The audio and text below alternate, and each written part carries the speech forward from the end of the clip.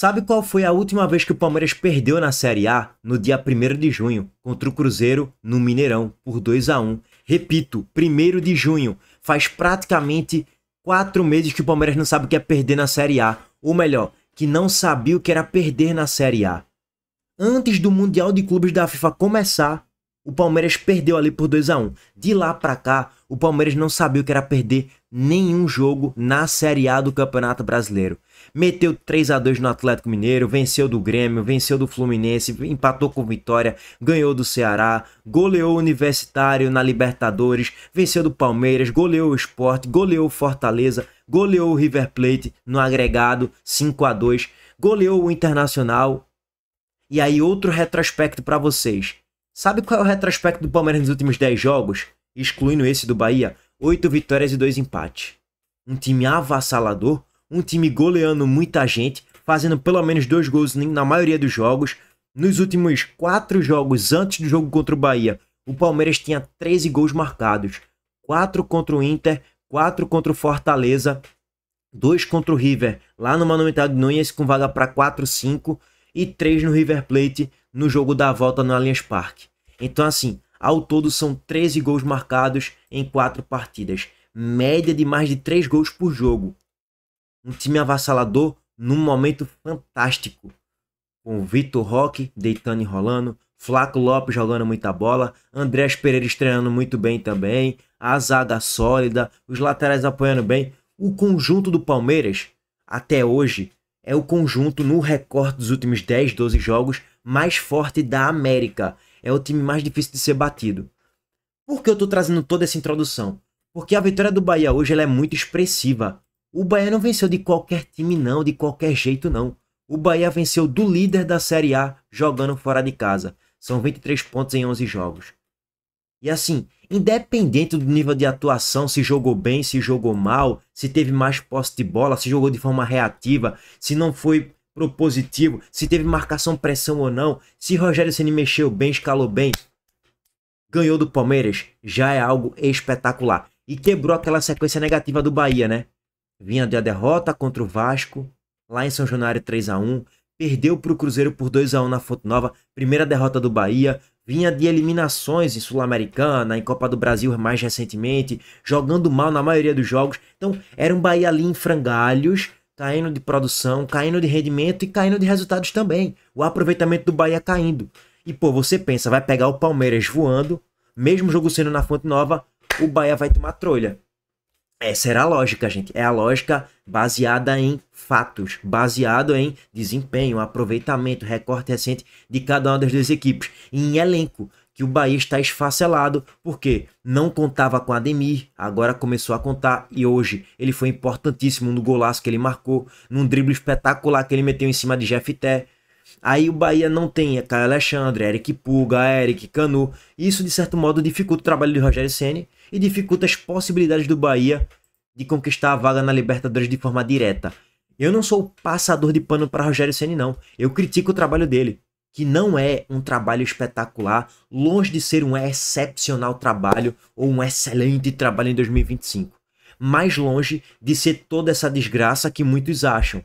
Não é toda essa desgraça também. Porque assim, é difícil tu olhar pro teu banco e tu só ter Cauli.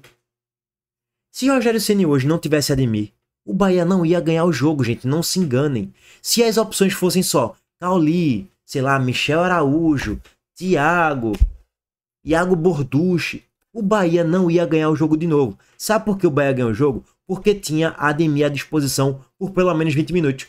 Foi o suficiente para ele fazer o gol da vitória e ele poderia ter feito até o 2-0. Ponto. É isso, cara. Não tem muito mistério. Elenco faz diferença também. Peças de reposição no banco para entrar no segundo tempo e melhorar o patamar da equipe ou manter um bom nível no primeiro tempo, no segundo, é importante. Fato. E aí voltamos aqui para a tabela de classificação. O Bahia quebrou aquela sequência negativa de jogos, vinha de um recorte nos últimos 4 jogos de 3 derrotas e um empate na Série A. Agora venceu, chegou a 40 pontos, encostou no Botafogo, que perdeu para o Fluminense por 2-0. E também encostou no Mirassol, que perdeu na rodada também pro Atlético Mineiro ontem, lá no Mineirão, na Arena MRV. Então assim, acabou sendo uma rodada, por enquanto, muito boa pro Bahia, impecável. até porque para a torcida do Bahia, ver o Vitória perder e ficar ainda mais afundado na zona do rebaixamento é algo espetacular. Então assim, o final de semana para a torcida do Bahia foi perfeito. Tudo deu certo para o Bahia e tudo deu errado para o Vitória. Ponto. O Santos pontuou, o Inter pontuou, o Atlético ganhou, o Corinthians está pontuando, o Vasco ganhou, o Grêmio ganhou. Então assim, trolha, meu amigo, das grandes no Vitória, e o Bahia conseguiu vencer contra, para mim, o melhor conjunto nos últimos 10 jogos da América, que é o Palmeiras. E aí vamos lá, gente. Trazer aqui para vocês primeiro o belíssimo gol de Ademir, tá? Antes disso, e a análise geral do jogo também para vocês. Antes disso, o recado do nosso patrocinador, a Montenegro Cargas, mais uma vez. A Montenegro Cargas é a palavra-chave para transportar sua mercadoria em 2025. Há mais de 10 anos, a Montenegro Cargas vem transportando compromisso para todo o Brasil. Com as modalidades de entregas fracionadas, expressas e dedicadas, vem oferecendo sempre o melhor serviço e detalhe, por um precinho justo. Além disso, a Montenegro Cargas é uma das poucas do Brasil a incluir prazo de entrega em proposta para vários trechos do contrato, garantindo confiança, eficiência e transparência em cada entrega. Essa é a Montenegro Cargas transportando compromisso. É carga, viu? Primeiro, eu achei uma injustiça hoje na Globo, né? Na transmissão, colocar 3 jogadores ali para ser eleito melhor em campo e Ronaldo não aparecer. Porque Ronaldo fez um jogo extremamente seguro no primeiro tempo e no segundo tempo, e ele deu assistência para o gol de Ademir. Numa belíssima fatiada, ele deixou Ademir em condições para fazer o gol do Bahia.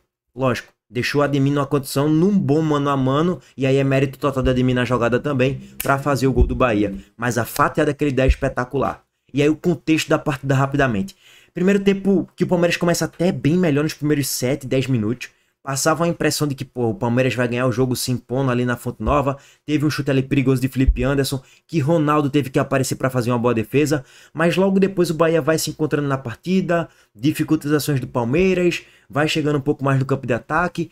Tem a jogada de Sanabria pela ponta esquerda, que ele corta o defensor do Palmeiras, solta o passe para Kaique. Kaique no mano a mano dribla Piquerez, e aí vamos lá, né? Depois a gente vai alongar um pouco mais o debate sobre a questão de gramado. Isso aí é um tema para próximos vídeos, para futuros vídeos, que a Abel Ferreira já tá dando chilique em coletiva. Mas assim, drible espetacular de Kaique, e Piquerez, ele vai dar o combate aqui, tentar interceptar o chute e não consegue. Ele não consegue, trava o joelho dele no gramado, e ele se lesionou e teve que sair ali aos 20 minutos do primeiro tempo. Belíssima jogada de Sanabria, belíssima jogada de Kaique, finalização que o Everton fez a defesa. Primeiro tempo equilibrado de certo modo, pouco se viu, pouco se criou. O Bahia criou essa grande oportunidade aí, uma chance bem perigosa. O Palmeiras não criou nenhuma chance clara, não colocou o Ronaldo para fazer nenhum milagre, mas colocou o Ronaldo para defender mais bolas do que o Everton. Terminou 0 a 0 o primeiro tempo. Justo de certo modo. Vem o segundo tempo e o jogo assim, meio que na mesma. O Bahia volta até um pouco melhor, pressionando um pouco mais e tal. Teve a cabeça de Gabriel Xavier raspando a trave no cruzamento de falta. Sanabria, muito insinuante mais uma vez. Eu até falei aqui hoje na live que quando terminar a Série A e a gente for pegar a estatística, Sanabria muito provavelmente vai estar no top 3 de maiores dribladores da competição. E olha a estatística aqui para vocês que até me marcaram lá no Twitter. Matheus Sanabria é o líder em dribles certos, 20 ao todo, entre todos os jogadores do Brasileirão desde a sua estreia na competição. Cara, bizarro, velho. Ele ganha tudo, pô. Eu não sei que... Assim, Sanabria ele só tem um defeito, vamos dizer assim, na conclusão. Ele fez um bonito gol contra o Vasco e tal. Se ele melhorar um pouco a conclusão dele, no cara a cara, pô, pra finalizar a bola em gol, pra fazer gols, pra ser decisivo. No passe você vê que ele tem qualidade, mas se ele melhorar um pouco a capacidade dele de definição pra ser decisivo em jogos grandes, como esse contra o Palmeiras, esse cara vai se valorizar absurdamente no Bahia. Ele foi comprado por 32 milhões de reais por volta disso, né? Ele vai ser vendido pelo triplo. Se ele, óbvio, melhorar o fundamento de finalização e ser mais decisivo em jogos grandes. Que é isso que o Bahia precisa. Porque assim, driblador ele é. Desde a estreia dele isso ficou nítido. E assim, vai agregar muito daqui pro final da Série A no Bahia. É muito mais driblador do que um Eric Puga da vida, que já é driblador. Então... o Bahia ganhou muita vida com o Sanabria na ponta esquerda. Agora o Bahia pode falar, porra, eu tenho um ponto esquerda aqui pra ou ser o titular da posição, ou disputar a posição com o Puga, ou ser um reserva de luxo e eu vou agregar. Ponto. É isso. Não é nenhum jogador espetacular ainda, mas parece que vai trazer bons frutos pro Bahia com o decorrer das temporadas. Aí beleza. Volta ao segundo tempo, e sendo bem sincero, gente, não tem muito que alongar debate aqui não. O cara da partida, na metade pro final, foi Ademir, pô. Ele entrou e melhorou muito o patamar do Bahia na ponta direita. Kaique não estava sendo decisivo, mas Ademir foi. É um jogador que perde os seus gols, como perdeu hoje, né? Na reta final do segundo tempo, aos 53 minutos de jogo, ele recebe o passe, carrega, dribla, passa por dois assim com muita velocidade e cara a cara ele finaliza a bola raspando a trave. Ademir já poderia ter feito 2 a 0, mas ele perdeu o gol, mas beleza, tá concreto, fez um gol, tem moral. Olha a fatiada de Ronaldo. Ó, toma, fatiada. A fatiada de Ronaldo foi espetacular. Já lançou Ademir no ponto futuro, deixando Ademir no mano a mano. Não é que deixou Ademir no 1 contra 3, é que ele deixou Ademir no 1 contra 1, basicamente, no X1, ó, no X1 aqui, ó. Ademir carrega, corta pra perna esquerda, aí, pô, GFT, pô, vou marcar a canhotinha dele, já que ele é canhoto. Aí Ademir devolve na direita, no contrapé de GFT, quase que ele caiu para trás. Foi quase igual o gol de Messi. A diferença é que GFT não caiu no chão, porque foi muito semelhante. E nem Ademir cavou, Ademir não chegou a cavar, ele finalizou a bola no ângulo e a bola passou por cima de Everton, né? Golaço, cara, golaço, implacável. Bahia 1 a 0 aos 32 minutos do segundo tempo. Poderia ser até um 2 a 0, mas 1 a 0 tá justo pelo que foi a partida como um todo. O Bahia foi equilibrado nas ações no primeiro e no segundo tempo. Não foi um Bahia avassalador, um Bahia que amassou o Palmeiras, nada disso. Mas até porque tu tá pegando o Palmeiras, né, irmão? Tu não tá pegando, sei lá, o Paysandu na Fonte Nova, o Retrô na Fonte Nova. Tu tá pegando o Palmeiras. Então é natural que tu não vai criar tanto. Se tu conseguir marcar bem, sair nas escapadas pelas pontas e criar boas oportunidades, ser eficiente e vencer o jogo, tu fez uma excelente partida. E assim, para finalizar aqui o vídeo, tá? Top 3. Para mim, Ronaldo foi muito seguro e deu a assistência pro gol de Ademir. Em segundo, Ademir, o empate técnico praticamente com o Ronaldo, porque fez o gol e mudou muito o patamar do Bahia no ataque na reta final do segundo tempo, pelas escapadas em velocidade. Terceiro, Sanabria. Sim, impressionante como o Bahia ganhou muita vida com o Sanabria ali pela ponta esquerda, tá? Pra mim fez um bom jogo. Aí, beleza, depois tu quer citar a zaga ali que conseguiu fazer um bom jogo, beleza, aí vai contigo aí. Mas esses 3 jogadores pra mim foram muito importantes e devem ser com o desenrolar das temporadas. E Rogério Ceni, mais uma vez, foi inteligente ao não colocar Cauli Oliveira, que é uma piada, né, gente? Que todo mundo já sabe disso. E eu cansei de avisar. Bom, sobre o Palmeiras, uma vergonha de atuação, porque o Palmeiras não jogou quase que nada em comparação ao que vinha jogando, até pela questão de intensidade, né? Não sei se o time cansou um pouco e tal, não sei. Porque teve jogo agora, né, no meio de semana contra o River Plate. Não sei se o time foi cansado também pra Fonte, não, muito cansado, muito desgastado emocionalmente, até porque é um jogo que sobrecarrega muito o jogador, fisicamente e emocionalmente.